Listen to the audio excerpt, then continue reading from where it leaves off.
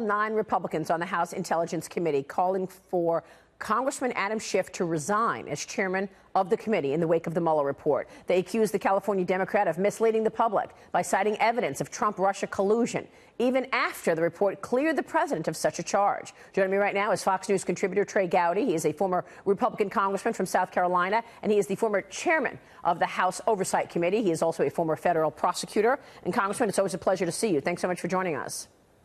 Yes, ma'am. Thank you. Well, assess that. I mean, have you ever seen anything like that? 9 Republicans are asking the chairman to step down. What is your reaction to Adam Schiff's behavior?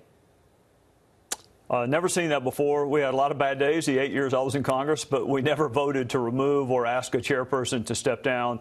Adam is a deeply partisan person. He did everything he could to make sure that Hillary Clinton became the next president, and he's done everything he could since he failed at that to keep a cloud over the Trump presidency. So the folks on the House Intelligence Committee on the Republican side, Maria, are not members of the crazy caucus. They're not bomb throwers. It's Elise Stefanik. It's Will Hurd, who was a CIA employee. It's Johnny Ratcliffe, who was a terrorism prosecutor. It's not part of the crazy caucus. These are reasonable Republicans, all of whom unanimously said, Adam, we've lost confidence in your ability to lead. And I think the next thing that's going to happen is the different intelligence communities, the different intelligence entities are going to say, you know what, Chairman Schiff, if you don't believe the information we provide to you, if you prejudge the outcome of investigations, if you have the President of the United States not just indicted but in jail, and you continue to leak like a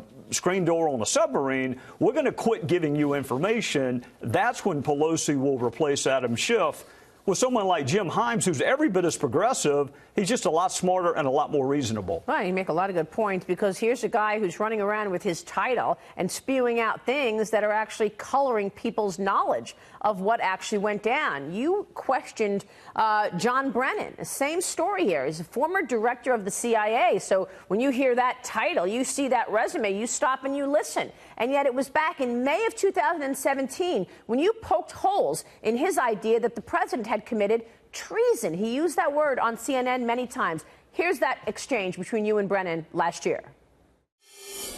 It's a really simple question. Did evidence exist of collusion, coordination, conspiracy between the Trump campaign and Russian state actors at the time you learned of 2016 efforts? I encountered and am aware of information and intelligence that revealed contacts and interactions between Russian officials and U.S. persons involved in the Trump campaign that I was concerned about because of known Russian efforts to suborn such individuals.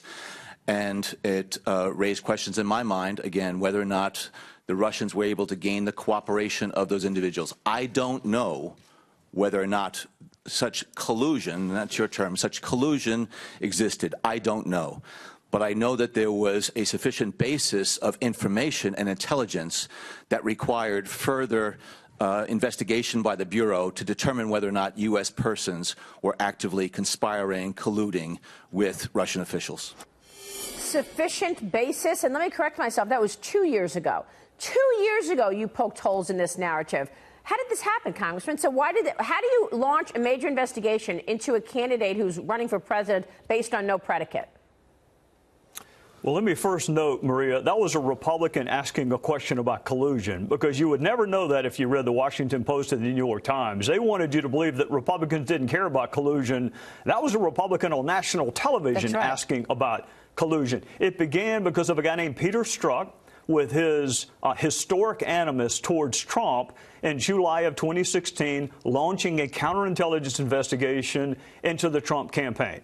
This is about 10 days before he talked about an insurance policy. It was after he said Clinton should win $100 million to nothing. It was after he said Trump would be destabilizing for our country. It was just before he said he had no interest in being part of the special counsel unless it led to impeachment. That's the guy who started the counterintelligence investigation into President Trump. But that's the same investigation that a lot of my Republican colleagues now want you to read the report. It was a flawed ab initio from its inception investigation, and now some of my Republican colleagues want you to read a report on a flawed ab initio investigation. Trey, you said a minute ago this was based on a faulty investigation from the start. What about the AG releasing the full Mueller report? Where are you on that? Maria, I bifurcate the investigation and therefore the report. Part of it is what did Russia do in 2016? I am all for my fellow citizens understanding what Russia tried to do to this country. I think it'll be unifying. The other part of the equation is with whom, if anyone, did they do it? And Mueller, you know, Adam and Swalwell and Beto, they all talk about evidence beyond a reasonable doubt. That's what it takes to convict. Mueller didn't even find the lowest level of evidence that anyone in the Trump campaign did it with Russia. There's not even probable cause. So I realize the populist thing to do is say release it all, which, by the way, is against the law. You can't release it all. Let's assume you can just release what you can that's not classified. We are now in the uncharted territory of releasing reports on people for whom there is not even the lowest level of evidentiary standard, not even probable cause. And once you begin to go down that path where you're going to issue reports and do press conferences on people who are not indicted, for whom there's no evidence they committed a crime, then we're in a brand new day politically when the department can do oppo research on a campaign and then under the guise of a report release it but never charge them. I hope we never get to that point, and that's why I'm in a very small minority that doesn't think that part of the report should be made public. I realize I'm in the minority, but I'm not a populist. Yeah, I noticed that John Ratcliffe took a little walk when the vote came, so he also agrees don't release it because it's not right, and for all the reasons you just mentioned. Look, as I think about this, I feel like this whole thing started by the Clinton machine. Hillary Clinton wanted dirt on Donald Trump. She paid for the dossier. They protected her for her own investigation. It's just extraordinary where we are as we look back. Congressman, it is good to see you this morning. Thank you.